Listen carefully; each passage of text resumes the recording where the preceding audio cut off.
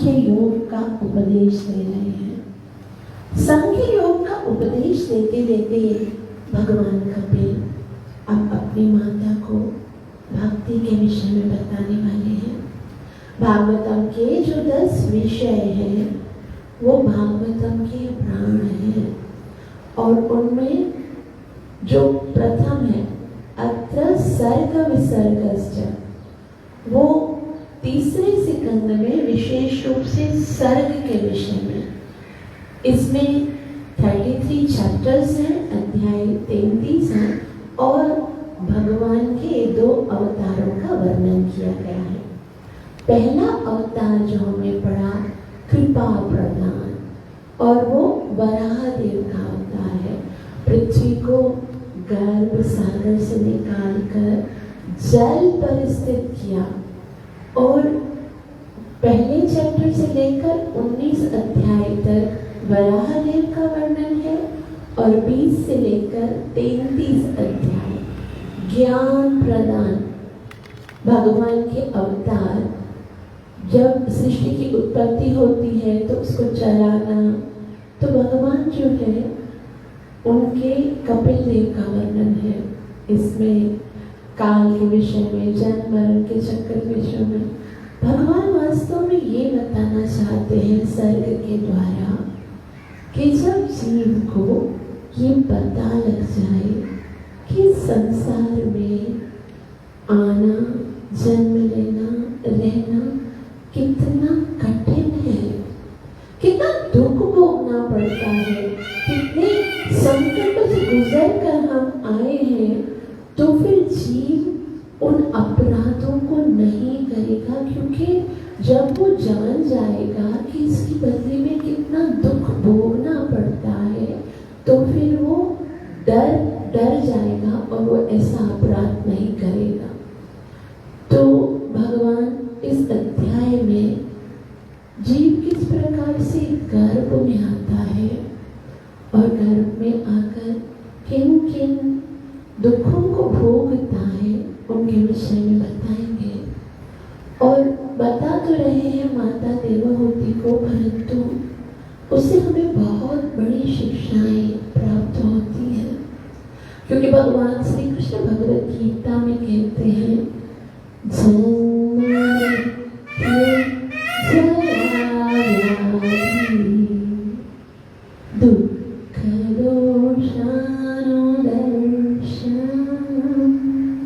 प्रत्येक जीव को जन्म, मृत्यु, जरा, व्याधि और दुख का दर्शन करना चाहिए। तो उसी को आज हम यहाँ पर श्रवण करेंगे। ये किस स्थान पे हो रहा है? सिद्धपुर में, मात्र गया। बहुत ही पवित्र स्थान है जहाँ पर श्रोता है एक स्त्री जिनका नाम है देवहूति और वक्ता है साक्षात भगवान। साक्षात भगवान जीव किस प्रकार से संसार में आता है और किन किन संकटों को झेलता है, संसार में जीव कैसे आकर फंसता है, तो भगवान पहले श्लोक में बताते। वास्तव में देवहूति माता ने एक प्रश्न किया था। क्या प्रश्न किया था? देवहूति माता ने कहा है प्रभु कृपया मेरे तथा जन साधारण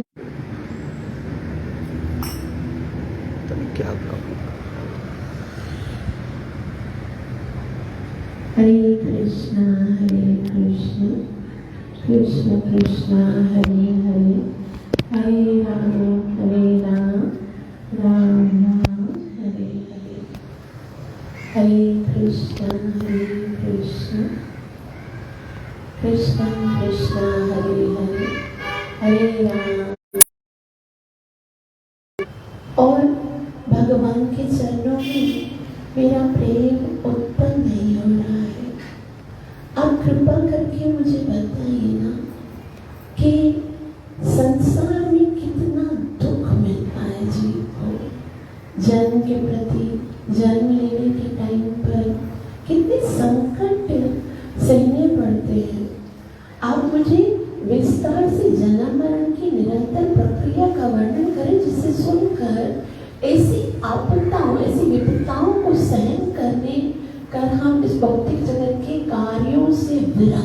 जाए। बार बार जन्म मरण के चक्कर से हम भयभीत होकर हम भगवान के चरणों में अपने आप को आश्रित कर सके। तो माता ने ये प्रश्न हमारे लिए पूछा है, क्योंकि हमारा तो भगवान के चरणों के प्रति मन लगता नहीं है ना। संसार कितना आकर्षित करता है और जीव तो इतना आनंद अनुभव करता है, हमको लगता है कि क्या जल्दी है भगवान के नाम जाने की। एक जन्म में थोड़ी ना भगवान को प्राप्त करना जरूरी है, अभी तो मजा कर लेते हैं, फिर जन्म लेंगे, फिर जन्म लेंगे, फिर मरेंगे, फिर कभी ना कभी चले जाएंगे, ऐसी भी क्या जल्दी है। क्योंकि हमें भय नहीं लगता ना संसार में आने से, हमें डर नहीं लगता ना जन्म लेने से। इसलिए भगवान हमें बताते कि नहीं, इतना सरल नहीं है जितना तुमने समझा हुआ है, बहुत कठिन है। और उन्हीं कठिनाइयों को भगवान हमें बता रहे हैं। भगवान कहते हैं, इस अध्याय का नाम है जीवों की गतिविधियों के विषय में भगवान कपिल के उपदेश। और भगवान कहते हैं, श्री भगवान वाच कर्मणा दैवनीतेन जन्तु देहोपपत्तति स्त्रिया प्रविष्ट उदरं पुंसो रेतः कणाश्रयः कर्मणा दैवनीतेन। जीव जो कर्म करता है वो तो सोचता है कि कोई देखता नहीं है, लेकिन हृदय में बैठे हुए भगवान साक्षी हैं। उपदेष्टा हनुमंता च भर्ता भोक्ता होते थे, साथ में सास रहती थी, बड़े होते थे तो बताते थे कि ना ये खाओगे। आजकल तो कुछ भी नहीं है नियम। जो गर्भवती स्त्री होती है वो भी क्या करती है, वही फास्ट फूड खाती है, वही पिज्ज़ा बर्गर ये सब चीज़ों को खाती है, और उससे क्या होता है, बच्चे को बहुत कष्ट प्राप्त होता है। पहले ज़माने में क्या होता था, जब गर्भवती होती थी ना स्त्री, तो वो बैठ के शास्त्र पढ़ती थी, उसको आराम। आज भी बेड रेस्ट बोलते ना, डॉक्टर बोलते रेस्ट करो, मतलब अब आप बाकी कार्य जो आप पहले करते थे ना वो नहीं करो और कुछ आध्यात्मिक कार्य करो। उसमें पहले माता होती थी, कथा श्रवण करती थी, भगवान का नाम जप करती थी। हमें याद है, हमारी माता जब हम छोटे होते थे, गर्भ समय में हर वक्त शास्त्र पढ़ते थे। कभी भागवत पढ़ती थी, कभी रामायण पढ़ती थी, कभी गीता, कभी हर वक्त कंटिन्यूअस। उनको लगता था कि उनको पता था कि ये पढ़ने से ही जो मेरे गर्भ में संतान है उसको अच्छे जो है ना संस्कार प्राप्त होंगे। हमको लगता है कि गर्भ में बच्चा सुनता नहीं, लेकिन गर्भ में ही वास्तविक उसका पोषण, उसकी शिक्षण होती है। हम जानते हैं भक्त शिरोमणि प्रहलाद महाराज जो कि हिरण्यकशिपु के पुत्र थे। कल नरसिम्हा जयंती है, आप सब नरसिम्हा जयंती को बहुत अच्छे से सेलिब्रेट करिएगा। शाम को संध्या के टाइम तक उपवास रखना है, क्योंकि नरसिम्हा ने भगवान का प्राकट्य जो है वो संध्या के समय हुआ है। भगवान के जिस अवतार का प्राकट्य जिस समय होता है उस समय तक हमें उपवास रखना होता है। कुछ लोग बोलते हैं ये तो खुशी की बात है कि भगवान आए हैं, तो उपवास क्यों रखना चाहिए? इसलिए रखना चाहिए क्योंकि हम भगवान के आने की प्रतीक्षा कर रहे हैं। हम ये नहीं सोचते भगवान का जन्म हो गया था, हम बर्थडे सेलिब्रेट कर रहे हैं। नहीं, हम भगवान के आने को सेलिब्रेट कर रहे हैं। जब तक भगवान आते नहीं हैं हम उपवास रखते हैं। उपवास का मतलब होता है भगवान के निकट रहना। उपमना निकट, वास मतलब वास करना। तो ज़्यादा से ज़्यादा नाम जप करते हैं, संकीर्तन करते हैं और बहुत सुंदरता से भगवान का गुणगान किया जाता है। तो ये बहुत अच्छा सेलिब्रेशन कराची में अलग अलग भक्त लोग करेंगे, नृसिंहदेव का टेम्पल भी है, वहाँ पर मॉर्निंग प्रोग्राम है, वहाँ पर यज्ञ होगा। और यहाँ स्वामीनारायण मंदिर में भी प्रोग्राम होगा, तो थर्सडे है, भागनारी मंदिर में भी प्रोग्राम होगा। तो जहाँ जहाँ आप लोग जा सकते हैं अवश्य अटेंड कीजिएगा। और जितना आप लोग सहायता कर सकते हैं, दान दे सकते हैं, या फिजिकली मेंटली कोई भी सहायता, या आकर श्रवण करके प्रोग्राम को शोभा प्रदान कर सकते हैं, आप ज़रूर आइएगा। और स्पेशली 7 तारीख को 7 मई जो नृसिंहदेव भगवान का यहाँ पर पूरे पाकिस्तान में एक ही टेम्पल है, वहाँ पर भव्य अभिषेक होगा, तो उसमें आप सब आ सकते हैं। तो यहाँ पर मैं आपको ये बता रही थी कि जब प्रहलाद महाराज हिरण्यकशिपु के पुत्र थे, हिरण्यकशिपु तो एक राक्षस था, वो भक्त कैसे बन गए? क्योंकि जब वो माता के गर्भ में थे तो वो नारद मुनि के आश्रम में रहते थे। उनकी जो माता थी कयातु, वो एक बार इंद्र ने सोचा कि हिरण्यकशिपु कितना बड़ा राक्षस है, उसका जो बेटा होगा, अब सांप का पुत्र तो सकुला ही होगा, तो उसको जन्म लेने से पहले मैं मार डालता हूँ। तो इंद्र जो है वो कयादु माता को पकड़ के जा रहा था कि मैं इसके गर्भ का नाश कर लूं। रास्ते में नारद मुनि ने कहा, हे इंद्र, ये क्या कर रहे हो तुम? क्यों एक अबला नारी को पकड़ के लेके जा रहे हो? तो इंद्र कहते हैं, नहीं न देवर्षि, ये अबला नारी नहीं है, ये हिरण्यकशिपु की पत्नी है, और इसके गर्भ में उस राक्षस का बालक बना पड़ा है, मैं उसको मार डालूंगा, ताकि जितना उत्पात हिरण्यकशिपु कर रहा है वो इसका बेटा तो उससे भी ज्यादा करेगा। नारद मुनि का खबरदार जो इसको हाथ लगाया था, गर्भ में कौन जन्म लेने वाला है वो तुम कैसे बता सकते हो? इसके गर्भ में तो कोई भगवान का भक्त नहीं हो सकता है। तो नारद मुनि कयादु माता को इंद्र से छुड़ाकर अपने आश्रम में लेके जाते हैं और रोज भगवान की कथा सुनाते हैं।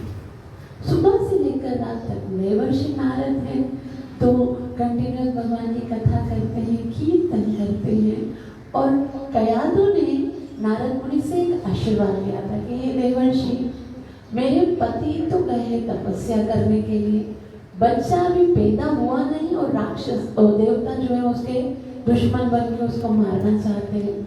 आप मुझे ये आशीर्वाद दीजिए कि जब तक मेरे पति वापस ना आए तब तक इस बच्चे का जन्म ना हो। और आपको पता है हिरण्यकशिपु कितने साल तक तपस्या करने गए थे? हिरण्यकशिपु तपस्या किए थे, आज तक इतनी भयंकर तपस्या किसी ने नहीं की, 36,500 वर्ष तक। 36,500 वर्ष तक हिरण्यकशिपु तपस्या कर रहे थे और प्रहलाद महाराज कयादु के गर्भ में बैठ के कथा सुन रहे थे। ये कथा श्रवण करने का प्रताप था कि वो इतने महान भक्त बन गए कि उनके पिता ने उनको मारने की सारी चेष्टाएं कर ली, लेकिन उसको भगवान के ऊपर इतना विश्वास था, इतनी श्रद्धा थी कि उनको कोई बाल विवाह करना कर सका। तो माता के गर्भ में जीव जो शिक्षा प्राप्त करता है वो पूरा जीवन उसके साथ रहते हैं। और आज की माताएं क्या करती हैं? गर्भ अवस्था में डॉक्टर बोलते हैं आराम करो, बेड रेस्ट करो, और वो मोबाइल पे कार्टून देखते हैं, तो उनको घर में कार्टून ही प्राप्त होता है।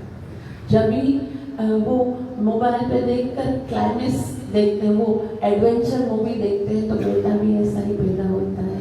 कभी वो लव स्टोरीज देखते हैं तो बच्चा पैदा होते ही रोता है कि गर्लफ्रेंड मिल जाए तो उसके साथ समय बिता।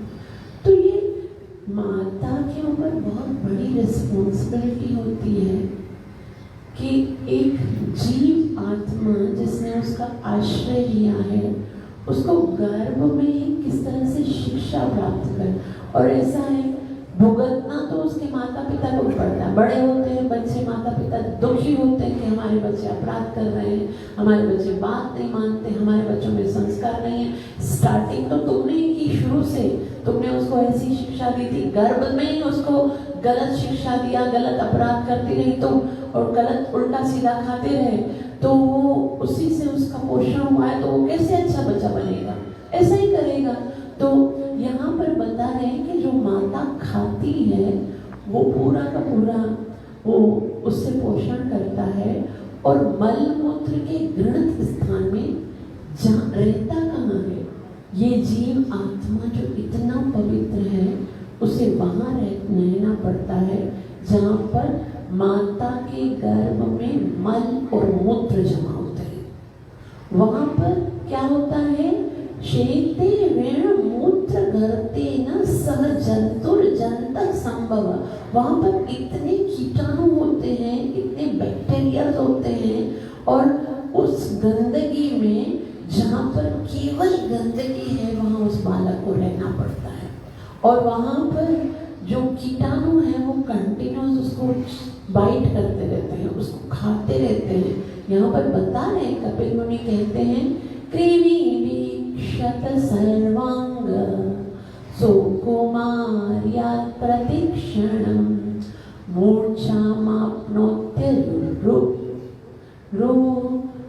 क्लेवेश सह तत्रियेक्षुधितैर्मुहुः। कि कृमि भी क्षत सर्वांग, कीड़े मकोड़े उसको चारों ओर से खा रहे होते हैं, बाइट कर रहे होते हैं उसको। और सो कुमारिया प्रतिक्षण, वो जीव जो गर्भ में है उसको जो शरीर मिला है वो इतना कोमल है। अब देखते हो जब बच्चा ना छोटा सा होता है, पैदा होता है, हम उसको खाली प्यार करने के लिए थोड़ा सा अगर हाथ भी रखते हैं तो वो वहाँ से लाल हो जाता है ना, इतना कोमल शरीर होता है उसका। और उसको क्या करते हैं, कृमि भी क्षत सर्वांग, सारे अंग पे जो मल मूत्र में गंदगी में कीड़े होते हैं ना वो उस बच्चे के ऊपर चिपक जाते हैं, और उसको क्या करते हैं, उसको बाइट करते हैं, उसको काटने लगते हैं, और वो इतना दुखी हो जाता है। मूर्छा माप्नोत्य युक्लिश्यस, वो इतना दुखी होता है कि मूर्छित हो जाता है, बेहोश हो जाता है, सद्बुद्ध खो जाता है। और तत्र तत्र क्षुधि, और बार बार जब इतना भूख लगती है, क्षण क्षण में वापस से जब चेतना आती है उसको, और फिर वापस देख रहा होता है कि मुझे कितने कीड़े काटो, तब इतनी दुर्गंध होती है, इतनी बदबू होती है, और वहाँ पर वो दुखी होता है, उसको कीड़े मकोड़े काटते हैं। ऐसा बताया जाता है कि अगर यदि उस समय उसको चेतना होती ना, उसको थोड़ी समझ होती ना, तो उसी टाइम पर मर जाता, क्योंकि वो छोटा होता है, उसकी चेतना इतनी विकसित नहीं होती है। यदि किसी बड़े मनुष्य को उस अवस्था में रखा जाए, आप सोचो आप बड़े हो गए हो ना, अब अगर आपको किसी मल मूत्र, जहाँ पर मूत्र हो, जहाँ पर मल हो, स्टूल हो, यूरिन हो, उसकी गोथरी में उसको एक जगह हो, उसमें आपको रखा जाए और सारा दिन कीड़े आपको काटे, क्या आप वहाँ पर एक घंटा भी रह सकते हो जीवित उसी समय? तो अगर ऐसा रखा जाए तो फिर वो मर जाएगा वहाँ पर, तो उसके लिए कुछ क्षण भी जीवित रहना बहुत दुर्भर हो जाएगा। दुर्भाग्यवश हमें ये सारे कष्ट याद नहीं है। अगर हमें याद होते, हम इस जीवन में कितना प्रसन्न होते। किसी के घर में जन्म होता है किसी बालक का, तो हम कितना खुश होते हैं, सब बधाइयाँ देते हैं, सब मिठाइयाँ बांटते हैं, बधाई हो बच्चे का जन्म हुआ है, बधाई हो। उससे तो पूछो वो क्या करके आया है, क्या दुख भोग के आया है। हम सोचते हैं ये संसार में दुख है, हम सोचते हैं जन्म के बाद, जब से जन्म लिए हैं तब से दुखी हैं, जन्म लिए हैं तब से दुखी नहीं है। जिस दिन से गर्भ में आए थे वो दुख तो और भी ज्यादा कठिन है। तो तनिक भी हमें चिंता नहीं रहती है, हमें कुछ भी याद नहीं है, तो इसका मतलब ये थोड़ी है कि हम बार बार उस चीज को दोहराए। हमें क्यों दुख नहीं होता है, हमें क्यों ये बात समझ में नहीं आती है कि अगर हम भगवान की भक्ति नहीं करेंगे, भगवान का नाम जप नहीं करेंगे, तो हमें बार बार इन कष्टों को भोगना पड़ेगा, बार बार जन्म मृत्यु जरा व्याधि दुखों को देखना पड़ेगा। क्यों नहीं समझ पाते हैं हम कि ये संसार हमारे जीने के योग्य नहीं है। ये संसार, ये आत्मा बार बार किसी कुत्ते, बिल्ली, कॉकरोच, मच्छर, खटमल या फिर किसी पशु के गर्भ में आने के लिए नहीं है। ये आत्मा भगवान का अंश है और ये भगवान के धाम में जाने के लिए है। यद गत्वा न निवर्तन्ते, वो जगह जहाँ जाने के बाद दोबारा आना नहीं पड़ता, जन्म मरण का चक्कर छूट जाता है। वो इतना सरलता से भगवान मिलता है। इस कलयुग में तो हमें कोई एक्स्ट्राऑर्डिनरी चेष्टा भी नहीं करनी पड़ती है। कलयुग में केवल हरि नाम का आश्रय लेकर हम भगवान के धाम को प्राप्त कर सकते हैं। दुर्भाग्य है कि ये बातें ठीक से कभी किसी ने समझा ही नहीं है। दुर्भाग्य है कि संसार की जो जन्म लेने की स्थिति, सब बोलते हैं भाई मजाक करो, मनुष्य का जन्म मिला है, आप जाओ अमेरिका में जाओ, हायर स्टडी प्राप्त करो, फॉरेन कंट्रीज में जाओ, बड़े बड़े है ना जॉब करो, बड़े बड़े कारोबार करो, बिजनेस करो, धन कमाओ, धन कमा के अपने जीवन को आनंदित करो और बार बार जन्म मरण के चक्कर में फंसो। केवल यही तो शिक्षा दी जाती है हमें। किसने बताया कि आपको ये जन्म मरण के चक्कर से छूटकर भगवान की भक्ति करनी है? केवल एक ही जन्म मिला है, तो हम सोचते हैं भाई एक ही जन्म मिला है तो हम मजा कर लें, जो कभी नहीं किया वो करके देख लें, जो नहीं खाया वो खा के देख लें, जो नहीं देखा वो देख के देख लें। लेकिन एक ही जन्म मिला है, अगर उसमें भगवान का नाम नहीं दिया तो ये भी देखना पड़ेगा जो यहाँ पर बताया जा रहा है। घर में बार बार आना पड़ेगा, बार बार जन्म के उन कष्टों को सहना पड़ेगा। इसलिए एक ही जन्म मिला है, उसका सदुपयोग करके भगवान का नाम लेकर जन्म मरण के चक्कर से छूटने का प्रयास करो।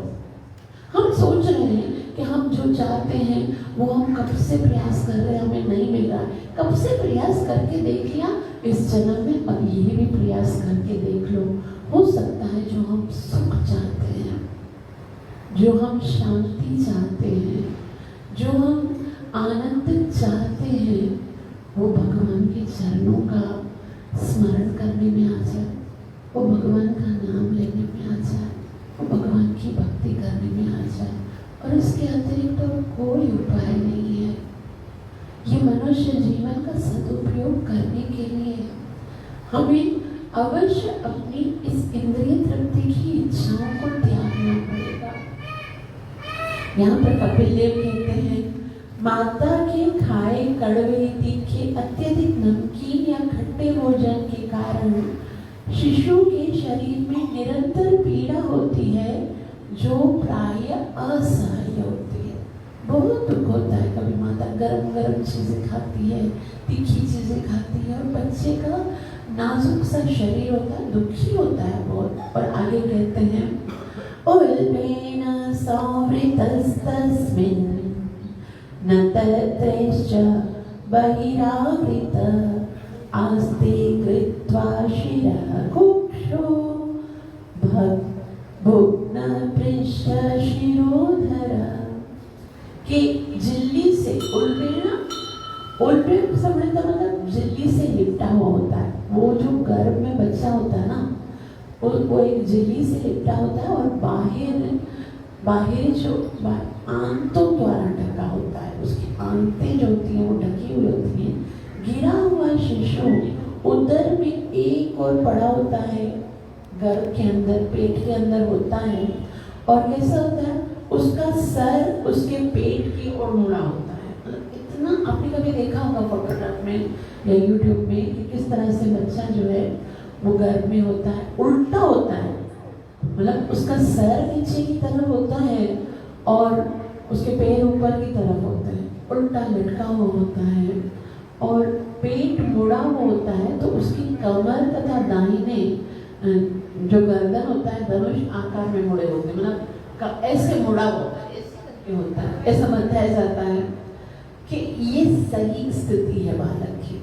अगर ऐसे उसको ऐसे करके मुड़ा हुआ होगा ना, और ऊपर नीचे सर होगा, ऊपर टांगे होंगी, तो वो आसानी से निकल जाएगा, आसानी से उसका जन्म होगा। लेकिन कभी अगर उसने अपनी गर्दन ऊपर कर दी और हाथ जो है वो जोड़े से ऐसे सीधे कर लिए तो उसको आसानी से जन्म नहीं मिलेगा, उसको पेट चीर के आना पड़ेगा। तो संसार में आने से पहले ही विनम्रता सिखाता है जीव को संसार कि जब हम विनम्र होकर जिएंगे ना, जब हम विनम्र होकर जिएंगे तो फिर हम बहुत ही आसानी से जी सकेंगे। लेकिन जिसको झुकना नहीं आता ना, झुकते हैं वो जिनमें जान होती है, अक्कड़ तो मुर्दे की पहचान होती है।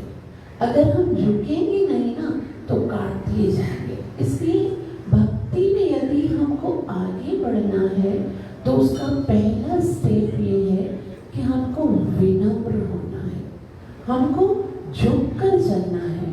हमको हमेशा भगवान तो यहाँ तक बताते, महाप्रभु कहते हैं आपके भक्ति में बढ़ने के लिए सबसे पहले आपको क्या करना है?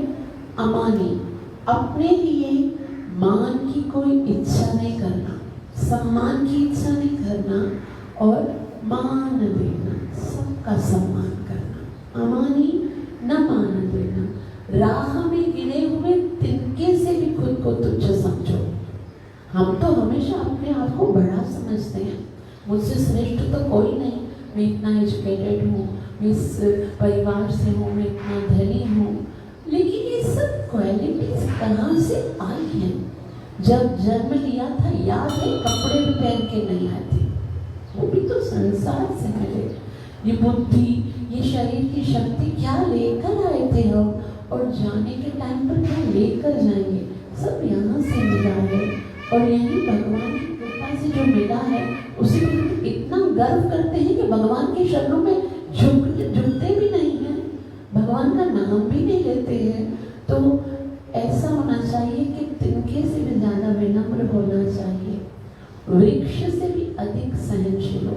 वृक्ष जो होता है उसको हम पत्थर मारते हैं तब वो फल देता है, सोच सकते हैं ये सब कोई करे। हमें तो कोई अगर ईंट मारे तो ईंट का जवाब पत्थर से देना है, लेकिन महाप्रभु बताते हैं कि इतना विनम्र होना है, इतना सहनशील होना है कि कोई अगर दुख भी देता है तो भी उसे सुख देना है, तो भी उसे आनंदित करना है।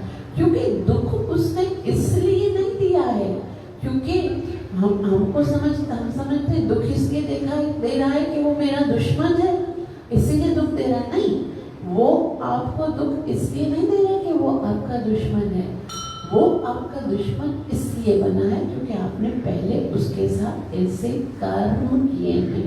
वो तो आपको सपोर्ट कर रहा है कि आपके कर्मों को खत्म कर रहा है। वो कर्मों का जो हिसाब किताब है पूरा होगा तभी तो भगवान के धाम में जाएंगे। वो तो शुक्र करो कि कोई दुख देकर आपके हिसाब किताब को पूरा कर रहा है, नहीं तो इस जन्म में यदि नहीं काटा तो फिर आना पड़ेगा। इसलिए धन्यवाद दो उनको जो आपके कर्मों को समाप्त करने में आपकी सहायता कर रहे, और फिर उनको धन्यवाद कैसे, जैसे भगवान बोलते ना कि वृक्ष की तरह वो ईंट मारे तो उसको फल दो कि भाई हमारा हिसाब किताब आपने पूरा कर दिया, मैं आपका बहुत आभारी हूँ, अब मैं आसानी से भगवान के धाम जा सकता।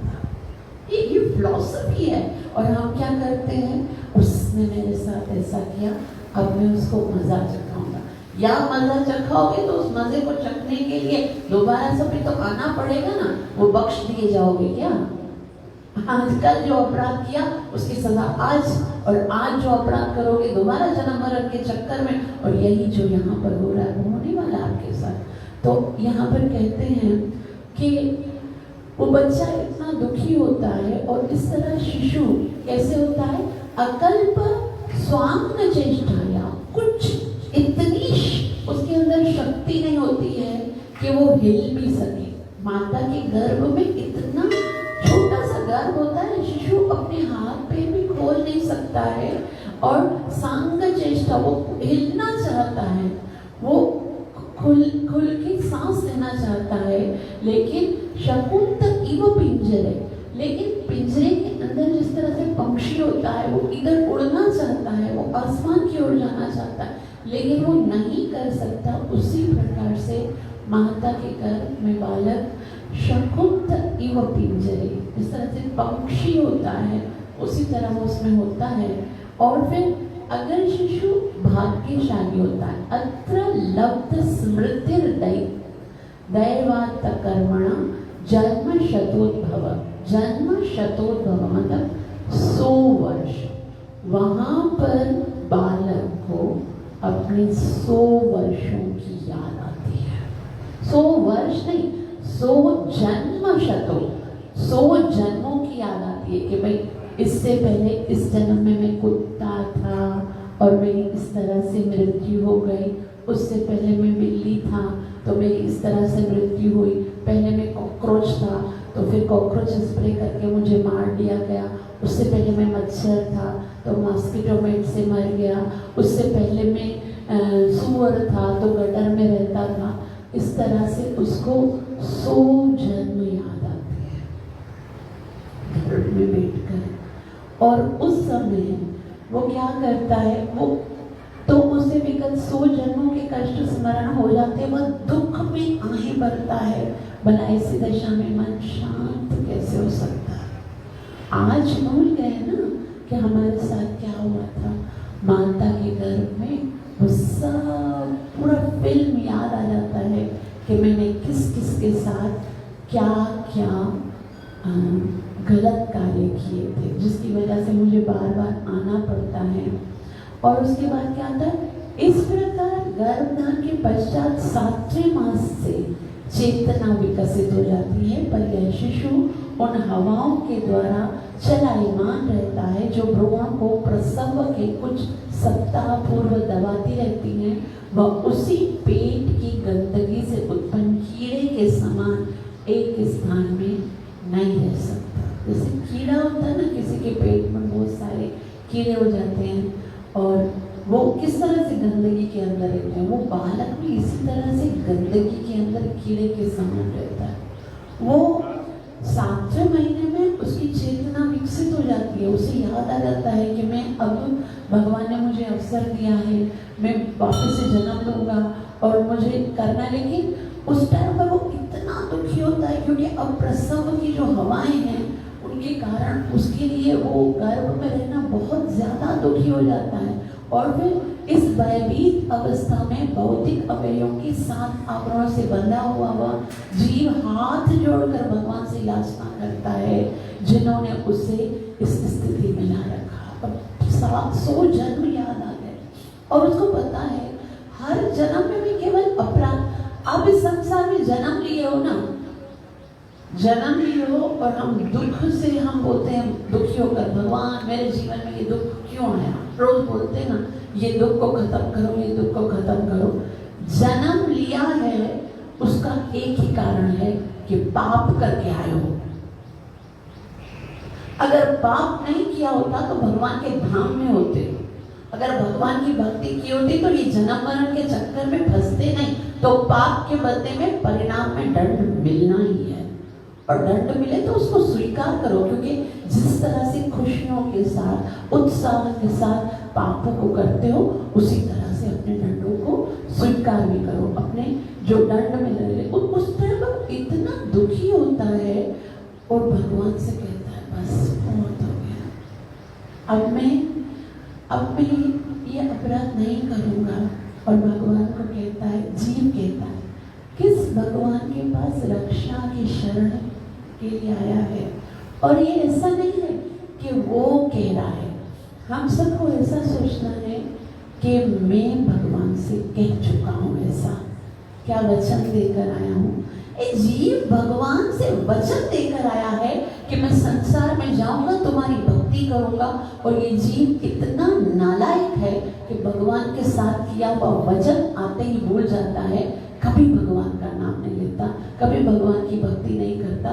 जो भगवान के साथ सच्चा नहीं हुआ वो हमारे साथ कैसे हो सकता है।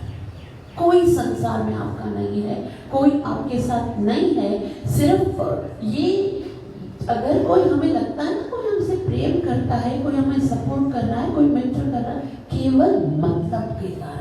जब तक मतलब निकलता रहेगा ना तब तक लोग आपके हैं। जब मतलब निकल जाएगा तो यूज एंड थ्रू गलत ऐसे फेंक दिए जाओगे। कोई अपने माता पिता के साथ सच्चा नहीं होता, कोई अपने भगवान के साथ सच्चा नहीं होता, आज तो हम देखते हैं गुरु के साथ सच्चे नहीं होते, तो क्या लोग संसार हम हमारे जैसे के साथ क्यों सच्चे होंगे? तो जीव जो है वो भगवान से कहता है, मैं उन भगवान के चरण कमलों की शरण ग्रहण करता हूँ जो अपने विभिन्न नित्य स्वरूपों में प्रकट होते हैं और इस भूतल पर घूमते रहते हैं। मैं उनकी शरण ग्रहण करता हूँ क्योंकि वे ही मुझे निर्भय कर सकते हैं और उन्हीं से मुझे यह जीवन अवस्था प्राप्त हुई है जो मेरे अपवित्र कार्यों से के सर्वथा अनुरूप है। और भगवान को क्योंकि उसको याद आ गया, आज हम शिकायत कर रहे हैं मुझे दुख क्यों मिल रहा है, क्योंकि अब उसको गर्भ में तो 100 जन्म याद है ना, उसने पता चला है उसमें ये जन्म में ये किया, ये जन्म में ये किया, तो बोला बिल्कुल सही किया आपने भगवान, आपने मुझे इस अवस्था में रखा है ना, मैं इसी के योग्य हूँ।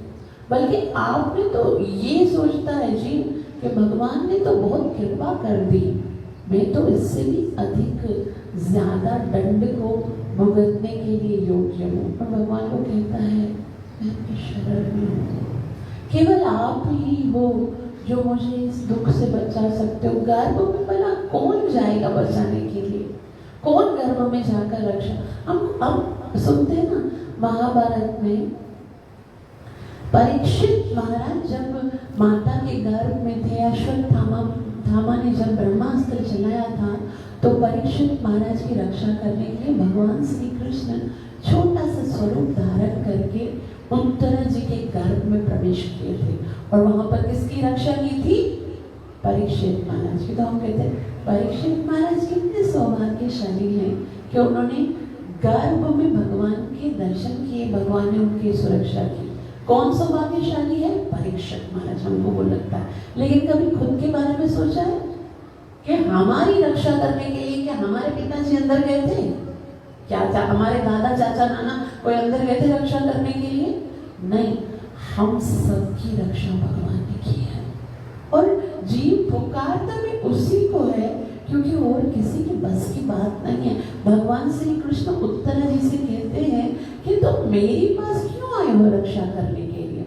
ये अर्जुन है, भीम है, नकुल, सहदेव, युधिष्ठिर महाराज अभी अभी महाभारत का युद्ध जीत कर आए हैं, एक्सपर्ट हैं ये तो, इनके पास जाओ ना, वो तुम्हें सुरक्षा प्रदान करेंगे।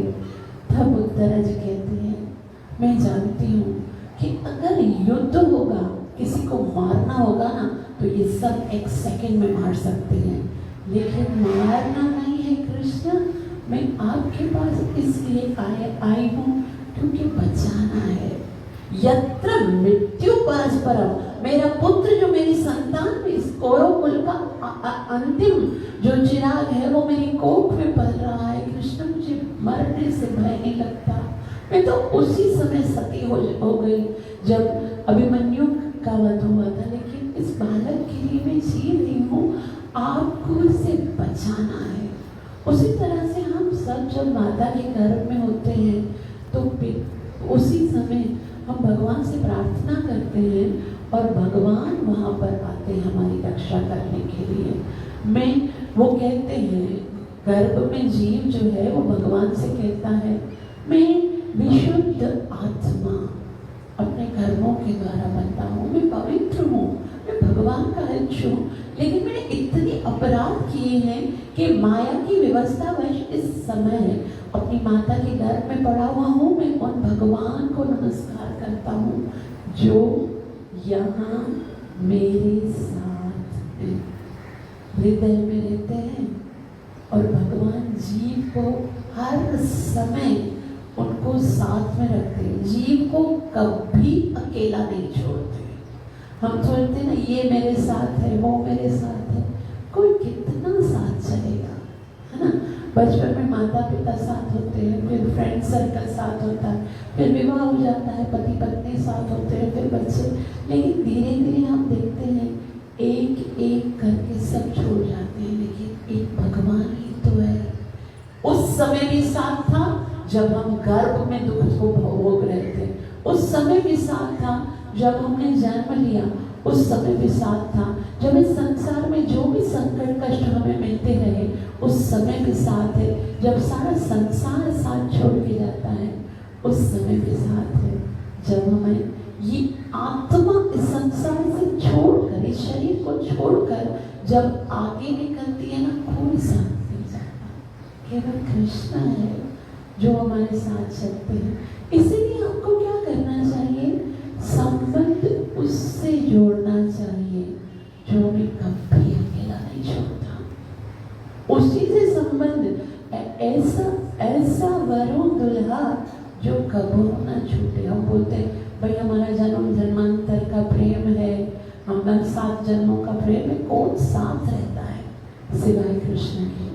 तो नमस्कार करता है, कहता है जो मेरे साथ यहाँ, किंतु जो अप्रभावित है और अपरिवर्तनीय है वे असीम है, किंतु संत तत्व हृदय में देखने जाते हैं, मैं उन्हें नमस्कार करता हूँ। आपको पता है जब हम नमस्कार करते हैं ना भगवान को, उसका बहुत लाभ होता है। एक नियम बना देना चाहिए, जो करीब रहते हैं उनको तो रोज आके कुंज बिहारी को नमस्कार करना चाहिए। हमको देखने में क्या लगता है, छोटा सा काम है, आके प्रणाम कर दो, लेकिन ये छोटा कार्य नहीं, ये भक्ति का अंग है। भगवान ने तो फरमाइश की है। चैप्टर नंबर 18 वर्स नंबर 65 में भगवान कहते हैं माम नमस्कुरु, मुझे आकर नमस्कार करो। और नमस्कार करने का परिणाम क्या निकलता है जानते हो? ऐसा बताया क्या? पद्म पुराण में कहते हैं सो अश्वमेधि पुनरेति जन्म। सो अश्वमेध यज्ञ अगर कोई करता है ना, तो यज्ञ के बाद स्वर्ग मिलेगा, वापस जन्म मिलेगा। सो अश्वमेधि पुनरेति जन्म। कृष्ण प्रमाण, कृष्ण प्रणामो न पुनर्भवाय। लेकिन अगर कोई कृष्ण को प्रणाम करता है तो वो जन्म मरण के चक्कर से छूट जाता है। तो हम बोलेंगे कि भाई बहुत सारे लोग ऐसे हैं जो प्रणाम तो करते हैं मगर भक्ति नहीं करते, वो भी छूटेंगे। एक बार आ गए ना कृष्ण की शरण में, तो आगे एक न एक दिन उसको भगवान स्वीकार कर ही लेंगे। लेकिन कम से कम शुरुआत तो करें। आज तो लोग इतने, मनुष्य इतना उसकी स्थिति इतनी खराब है कि भगवान को प्रणाम करना भी उसके लिए उसको लज्जित लगता है। कितने लोग यहाँ पर आते होंगे, आते जाते नीचे से गुजरते होंगे और कुंज बिहारी को प्रणाम नहीं करते होंगे ना। आज मनुष्य की स्थिति इतनी गई गुजरी हो गई है कि भगवान को प्रणाम करने में भी उसको लज्जा आती है। लेकिन क्या करें, कुछ भी हो बने, लेकिन जब जन्म नहीं लिया था तो भगवान मैं उन्हें सादर प्रणाम करता हूँ। वो कहता है, जीव कहता है मातत्यामान हृदये विषम नमामि। मैं अपने दुख में हूँ और दुख मुझे मेरे कर्मों के कारण मिला है। और वो कहते हैं मैं अपने इस पंचभूतों से निर्मित भौतिक शरीर में होने के कारण परमेश्वर से विलग हो गया हूँ। फलतः मेरे गुण तथा इंद्रियों का दुरुपयोग हो रहा है। यद्यपि मैं मौलतः आत्मा आध्यात्मिक हूँ, चूंकि मैं ऐसे भौतिक शरीर से रहित होने के कारण भगवान प्रकृति तथा जीव से परे, और चूंकि उनके आध्यात्मिक गुण महिमामय हैं, अतः मैं उन्हें नमस्कार करता हूँ। मैंने दुख तो में पंचभूत से इसे रचित जो मुझे ये शरीर प्राप्त हो रहा है उसके कारण मिले हैं। तो उन कष्टों को खत्म करने का पावर केवल भगवान के पास है। इसलिए मैं भगवान की शरण में आया हूँ। जीव आगे प्रार्थना करता है, ये बहुत सुंदर प्रार्थना है। यन्माययोरु गुणकर्म निबद्धेऽस्मिन् संसारिके पथिचारस्तदिच्छणे नष्टस्मृति पुनरयं प्रवृत्तलोकं युक्त्या कयामादनुग्रहमन्तरेण। हर कार्य जन के बंधन के लिए श्रम है। आप इस संसार में जो कुछ भी काम करते हो, कुछ भी, वो आपको दूसरा जन्म लेने के लिए, बंधन में आने के लिए विवश करेगा, कुछ भी करते हो। और कुछ छोड़ दीजिए, जब हम भोजन खाते हैं, हर कोई भोजन खाता है ना, कोई ऐसा व्यक्ति नहीं है जो भोजन खाने से रुके। वो भोजन खाना भी भगवान कहते हैं भुंजते ते त्वम पापा ये पचत्यात्मकारण। भोजन खाने से भी आपको पाप लगेगा, उसकी बदली में भी आपको नरक में जाना पड़ेगा। हर कार्य आपको जन्म मरण के चक्कर में फंसाएगा।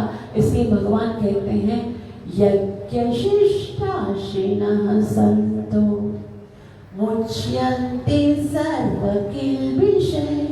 केवल एक ही कार्य है जो आपको जन्म मरण के चक्कर से छुड़ा सकता है, और वो क्या है? भगवान बताते हैं कि अगर हम भगवान के निमित्त करते हैं, यज्ञार्थात् कर्मणो नेत्र लोकोयम कर्म बंधना। अगर हम हर कार्य को भगवान के निमित्त करते हैं, कृष्ण मैं तुम्हारा दास हूँ और तुम्हारा दास होने के कारण आपने मुझे ये ड्यूटीज दी हैं और मैं तुम्हें प्रसन्न करने के लिए ये कार्य कर रहा हूँ। बस ये कॉन्शियसनेस आ जाए ना मन में कि मैं कृष्ण का दास हूँ और जो कार्य कर रहा हूँ वो कृष्ण के लिए कर रहा हूँ। तो किसी के मन में ये भी हो सकता है कि भाई कोई चोर होगा, वो भी सोचेगा कि भाई मैं तो भगवान का दास हूँ और भगवान की खुशी के लिए, क्योंकि मुझे घर परिवार को पालन करना है तो मुझे चोरी करनी पड़ेगी। नहीं, अगर हम ये सोचेंगे कि मैं दास हूँ तो दास हमेशा स्वामी की आज्ञा के अनुसार कार्य करता है, और अगर उसे स्वामी की आज्ञा को देखना है तो वो कभी पाप कर ही नहीं सकता। तो जीव पाप इसलिए करता है क्योंकि वो भगवान को भूल जाता है कि मैं भगवान का दास हूँ। स्वयं को मालिक समझता है कि मैं मालिक हूँ और मुझे ये कार्य करना, इसलिए पाप होता है। लेकिन यहाँ पर जीव आत्मा आगे प्रार्थना करती है। जीव आत्मा प्रकृति के वशीभूत रहता है और जन्म तथा मरण का चक्कर बनाए रखने के लिए कठिन श्रम करता रहता है। यह बद्ध जीव भगवान के साथ अपने संबंध की विस्मृति के कारण है। अतः बिना भगवान की कृपा के कोई भगवान की दिव्य प्रेम भक्ति में पुनः किस प्रकार संलग्न हो सकता है? तो भगवान की कृपा ही हमें बारंबार जन्म मरण के चक्कर से छुड़ा सकती है। केवल भगवान की कृपा से ही, गुरु कृष्ण कृपा पाइए भक्ति लता बीज। महाप्रभु कहते हैं ब्रह्मांड भ्रमयते कौन भाग्यवान जीव। कितने सारे जीव हैं और उनमें से कोई एक भाग्यवान होता है जिस पर भगवान की कृपा होती है और उसे गुरु के चरण का आश्रय प्राप्त होता है। जो भगवान के किसी शुद्ध भक्त के चरणों में आता है और भगवान कृपा करते हैं तो गुरु मिलते हैं, गुरु कृपा करते हैं तो जन्म मरण का चक्कर छूटकर हम भगवान के धाम में जाते हैं। तो हमें सीरियस होना पड़ेगा कि जन्म जो है वो केवल एंजॉय करने के लिए नहीं मिला है। ये जन्म जो है वो केवल अपनी इंद्रियों को संतुष्ट करने के लिए नहीं मिला है, क्योंकि इंद्रियों को संतुष्ट तो जानवर भी करते हैं, लेकिन मनुष्य जीवन भगवान को प्राप्त करने के लिए मिला है। और ये बहुत दुखों को भोगने के बाद मिला है। और अगर हम आज भी नहीं सुधरे, आज भी अगर हमने अपने जीवन को परिवर्तित नहीं किया, भगवान की शरण ग्रहण नहीं की, तो बार बार उन्हीं दुखों को दोहराते रहेंगे और अपनी जीव आत्मा जो कि भगवान के धाम में रहकर आनंदित होने के लिए है, उन्हें अलग अलग योनियों में भटकाते रहेंगे। आप सबका बहुत बहुत आभार जो श्रवण किया इतने प्रेम से। मुझे आशीर्वाद दीजिए कि हरि नाम में मेरी रुचि उत्पन्न हो सके, मैं प्रेम से भगवान के पवित्र नाम को जप कर सकूं और भगवान की कथाओं को श्रवण कर सकूं और गुरु और गोविंद को अपने सेवा और साधना से प्रसन्न कर सकूं। Thank you so much. ग्रंथराज श्रीमद् भागवत महापुराण की, कलिबावन अवतार चैतन्य महाप्रभु की, कलियुगाधार हरे कृष्ण महामंत्र की, प्राण प्रिय श्री राधा कुंज बिहारी भगवान की गौर प्रेम। Thank you so much. 2 minute के लिए मेरे साथ महामंत्र का उच्चारण करेंगे। हरे Hare Krishna, Krishna Krishna, Hare Hare, Hare Rama, Hare Rama, Rama Rama, Hare Hare.